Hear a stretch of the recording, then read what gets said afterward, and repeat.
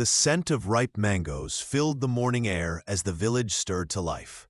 In the heart of the market, Ram and Kishore stood side by side, their stalls overflowing with golden mangoes.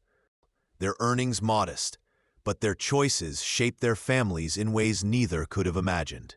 Ram often said, "I'm a mango seller. Maybe I can't give my kids wealth, but I'll make sure they get the best mangoes, the juiciest, tastiest ones, because that's what they truly deserve." Every morning, before selling a single fruit, he picked out the finest mangoes and set them aside for his children. Let them grow up knowing they are worthy of the best, he thought. Kishore, on the other hand, took home only what remained, the bruised, overripe, unwanted mangoes. As long as they're getting to eat mangoes, he reasoned, even if they're rotten, that's enough. Kishan's son remained in the village, spending his days at the mango stall helping his father. From a young age, he learned how to weigh fruit and haggle with customers.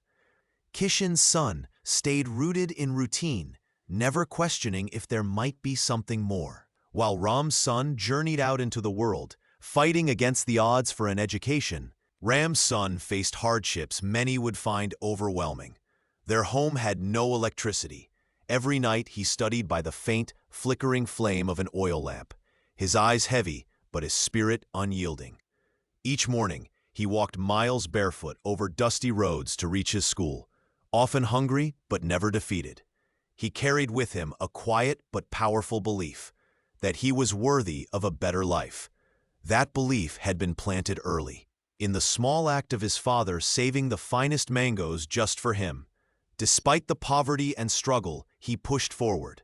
The long nights, the tired feet, the sacrifices, all were steps toward a dream that seemed almost impossible. And yet, one day, his hard work bore fruit. He became an IAS officer, a beacon of hope and pride for his village. Kishore's son, however, never felt this sense of worthiness. Without knowing he deserved more, he stayed in the same market, running a small mango stall much like his father. One afternoon, many years later, Ram and Kishore sat together under the banyan tree, watching the younger generation take over their places in the market. Kishore's eyes fell on Ram's son, who arrived in a crisp uniform, greeted with respect and admiration by the villagers. He sighed deeply and turned to Ram. "How did this happen?" he asked quietly. "We both worked hard. We both sold mangoes. Yet your son has moved forward, while mine has remained here." Ram smiled gently, a sadness and hope mingling in his eyes. "It was never about the mangoes, Kishore," he said softly. "It was about what we taught them to believe about themselves. I wanted my children to know, deep in their hearts, that they were worthy of the best, not just in fruit, but in life. That belief gave my son the strength to keep going, even when the world seemed dark and heavy." Kishore lowered his gaze, a deep understanding settling over him.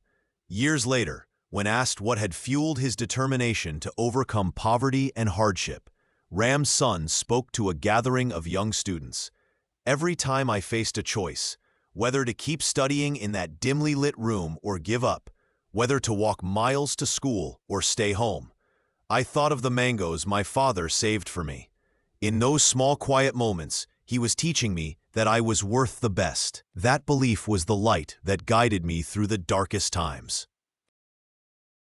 When children grow up knowing they are worth the best, they learn to dream bigger. What we give them, even something as small as a mango, can shape what they believe they deserve in life.